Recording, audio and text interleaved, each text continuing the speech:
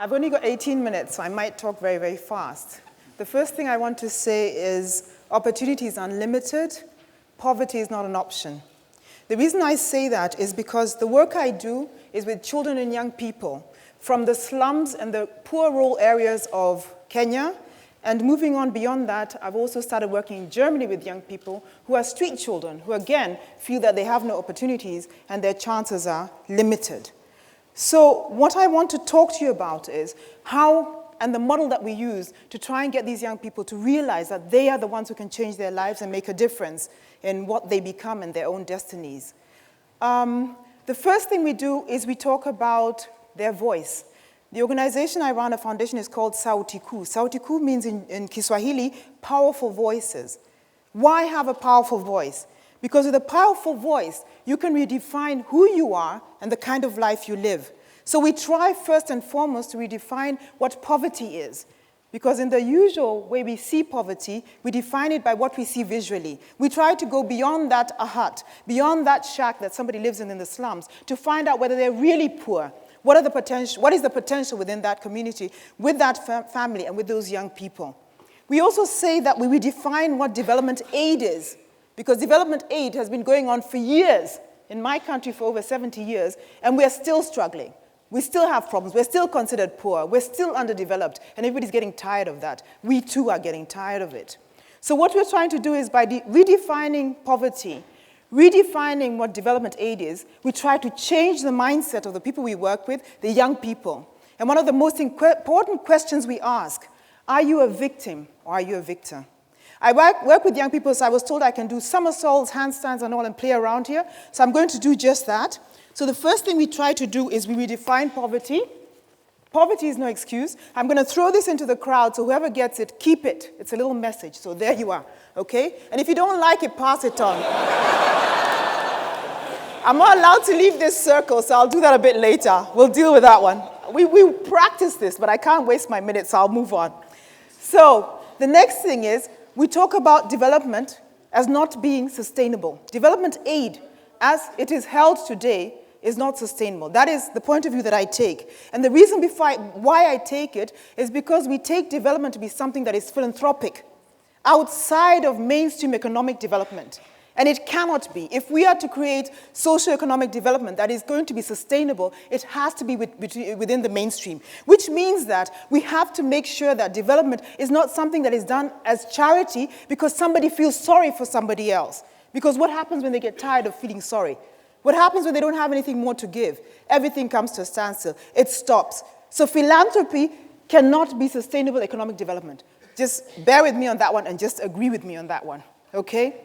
Again here, philanthropy cannot be an excuse to be a victim. Thank you very much. Philanthropy cannot be an excuse to be a victim and to say, I cannot help myself. Again, I am sort of pushing at this development aid idea where we go in and we help. Because then the victim feels, I don't have to do anything. I'm poor. I get helped. Because my situation is so bad, somebody else externally has to change my life. I don't take ownership of what becomes of my life. And that's the problem we've been having. So, let's try again. Let me try this side. Oh my goodness. I really practiced this, but it didn't work. Okay, but I've got a helper, so there we are. All right. So, how do you do it? How do you get away from this mentality of believing that you're poor? Because we've defined poverty from outside, saying if you live in a mud hut, you don't have running water and electricity, you're poor. Or if you don't have shoes on your feet, you're poor. How do you move away from that and get the young people to start thinking, actually, we're not as poor as we think we are. Actually, we can do something with our lives. It's about awareness of self. We redefine who you are. Who do you think you are? It's about redefining what you see as your space and what you can do with it. And to redefine that, in changing the mindset, we talk to the young people and tell them what is in your community. We work with kids who live in communities where they have 10 acres of land and they work 1 acre of land, and with the 1 acre of land is what they try to sustain a family of 5 children and a mother and a father. And it's not possible. You cannot do it. So we tell them you've got to rethink what are your assets, what are the resources that you have. And by opening their eyes to the fact that you can live in a hut, have no shoes, and have no monetary paper money, but have wealth that you're not seeing, can move you from a place of poverty to a place of profit and prosperity. We try to change that mindset. We challenge them. We tell them, challenge the status quo. Challenge what they define you as. And we fight against an education system in our country in particular that makes you become a passive person. It's a tick-the-box kind of education system where you do as you're told, you learn by heart. You don't express yourself, you don't take a position on anything. It's very complacent. And we try to fight against this and tell the young people, you cannot be complacent, because the minute you're complacent, you become a victim of the circumstances. And you cannot be a victim of circumstances. You have to determine what you do with your life. And development aid has built on and has developed a victim mentality among the people who are supposedly being helped and are supposed to be helped. Let's try this again. This is really not working, but anyway, it makes it more interesting. Let me try again. Okay. Whoa, sorry. There we are. It worked. Okay. So, in redefining self, there are three words that I really like with this, and when I'm working with the young people. One I talk about is light. The other thing I talk about is voice. The other thing I talk about is fire. And when I say these three, they don't really seem to link up except that they're bright. And if you have a lovely voice, that can also be considered as bright. When I talk about the light, I talk about being seen. Young people, especially disadvantaged young people, do not see themselves as being seen. Even their parents sometimes forget their names. Oh, were you Mary Jane or Kamau? Okay, whatever, one of you go get water. You know what I mean? So they don't actually get seen. So what I tell them is you must be seen. That light of life is in your eyes, which means they have to look at you when they talk to you. Because very often, if you've been in the communities of disadvantaged children and young people, or in the rural area, kids don't look at you when they talk to you. They turn away and look away, or they talk and they're talking over your shoulder. And I'm constantly like, hey, here, I'm over here, talk to me. And one of the exercises I do with them, and you should all do it, except it's dark here, if you look somebody in the eye, and people who do film know that, you will see a light shine in people's eyes. Filmmakers put a light extra, especially black and white movies, to show the light in your eye, because when the light shines in your eye, it means you're alive. When you are dead, sorry, it sounds rather morbid, what do they do as a first? They close your eyes, because the light has gone out. So what we try to do is make the children and young people realize they have a light in their eye and they need to look up, stand straight, look people in the eye, not disrespectfully, because we have our cultures and our cultures are pretty strict, not disrespectfully, but look people in the eye so they see you are alive and you exist, and they see that light shining in your eyes and they take you seriously. That is the light that I talk about, to be seen. The other thing is to be heard, sauti kuu, powerful voice, powerful voices. And once you're heard and you hear your own voice, we use different methods, sports is one of them, very loud, very noisy. Once you hear your own voice, you realize you exist. And when others hear your voice, they realize you exist too. And if your voice is powerful and has something to say, they sit up and listen. And at that moment, you become somebody. And that is very, very important. Communication, but in the context where you set the conditions by having a voice. That's what we do with the young people as well. The other thing, the fire, your potential. Be aware of your potential. Because there's so much potential in young people. I mean, I have a passion for the work I do with the young children and young people. Because they just need the exposure. They just need a platform and they just need a safe space. And they will grow wings and fly. I mean, my planes are pathetic in comparison. You know what I mean?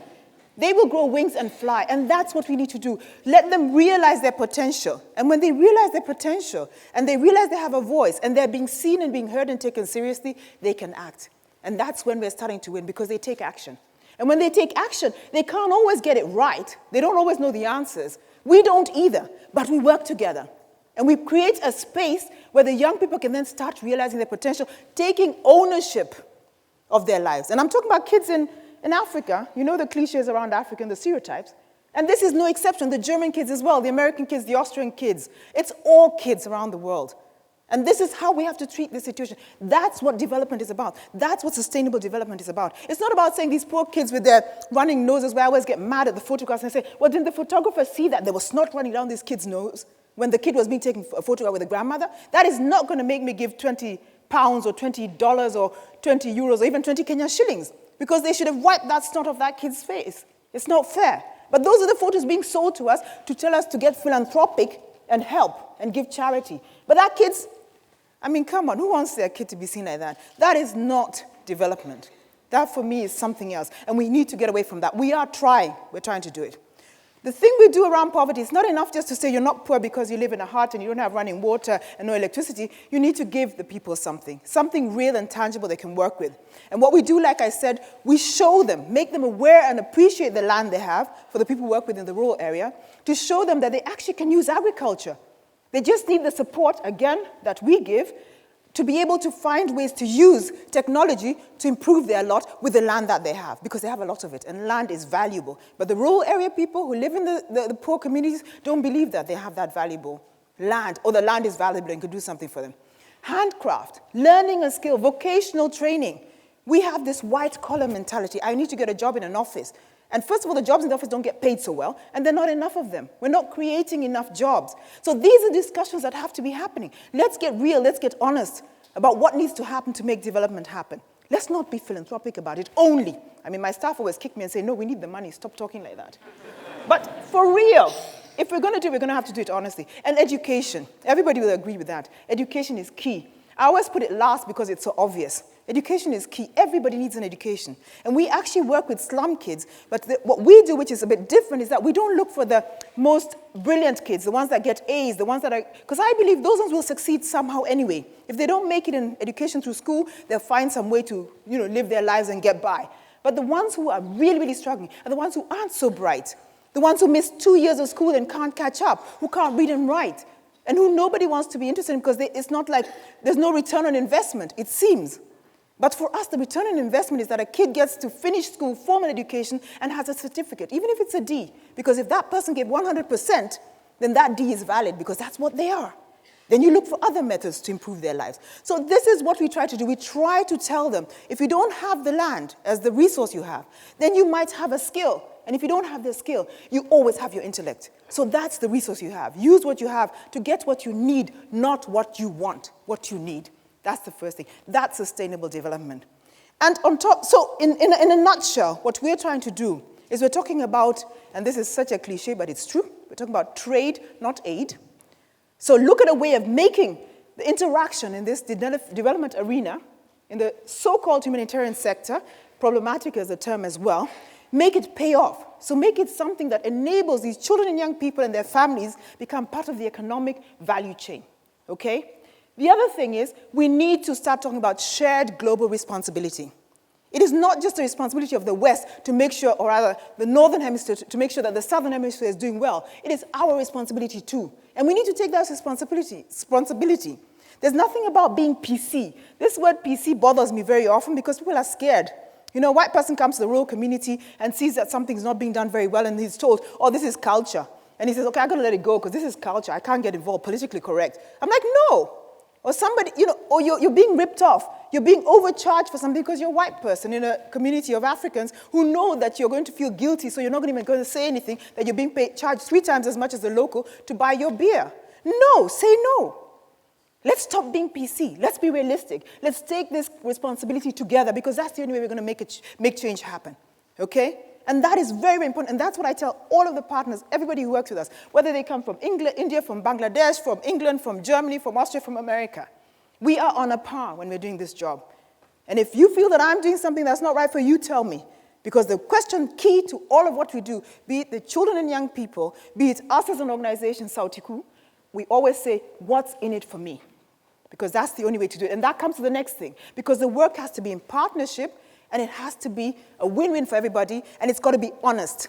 And honest to me doesn't mean necessarily that it's fair. Because, business people, they can do an honest deal with you, but it doesn't have to be fair because they want to make their money. But then you know, right? Because he's honest, he's putting his cards on the table. And that's the whole way development should be. It has to be part of the economic value chain. It has to be a part of the economic structure in all of these countries. And then we come to what then really happens. If we are honest about this and we follow this method, then it's eye to eye. The approach is that you sit at a table and you have the conversation. And then you negotiate. And you push this way, you push that way. You say, no, this doesn't work for me. You learn to say no. Most of our countries, we do not say no. Starting from government down to the kid in Mombasa who gets told to go and sleep with some old man because she's going to get money for her school fees because she's not even going to go to school. And she says yes. Because she hasn't learned to say no. Even that you should be able to negotiate, as wrong as it may be. And once you start doing that and you get your strength and your voice, that's when development is going to happen. That's when you're going to determine what happens in your country, in your societies, in your communities. Be it in Germany, in Europe now, there are problems also there. Youth have no jobs. There are a lot of problems going on in the different countries. You have to learn to take a position. And that's what we do. That's the model we use with Sauti. And with this model, one of the things that is so important about the eye-to-eye approach is that when you do the eye-to-eye approach and you're negotiating, then something happens, which for me, I always try to leave as kind of the last thing I say. Because when I started in this arena, which is not so long ago, always say I'm 29 forever, it used to be, let's give them fish, right? Then it was, let's teach them how to fish, right? Which seemed a good idea, because then they're doing it for themselves, what we call help to self-help. But actually, for me, the question is not, let's give them fish, let's teach them how to fish. The question is, for me, you have to ask, do they eat fish? Do they eat fish? Do you know what I mean?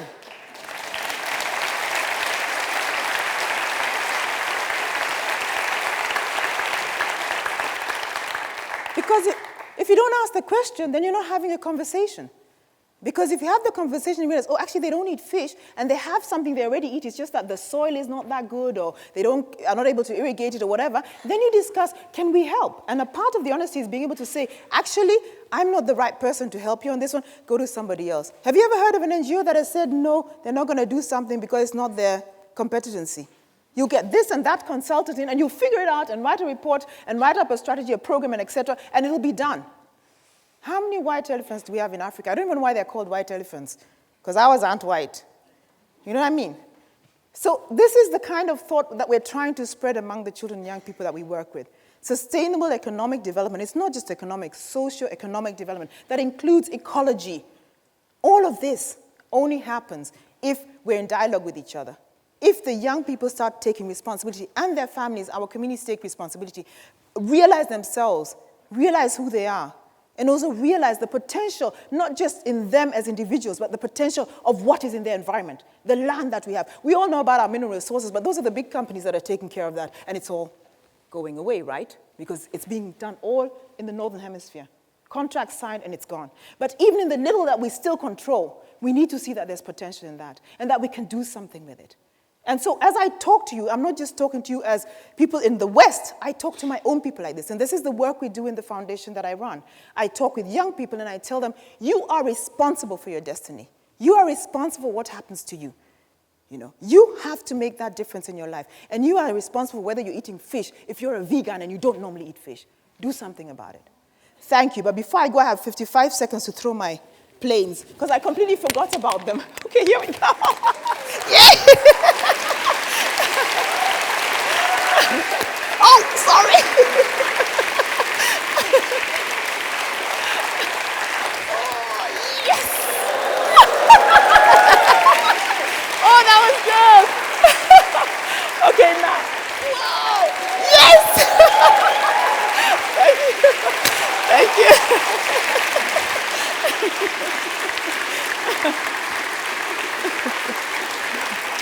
Oh. Thank you so much. 18 minutes. Thanks. Bye. Thank you.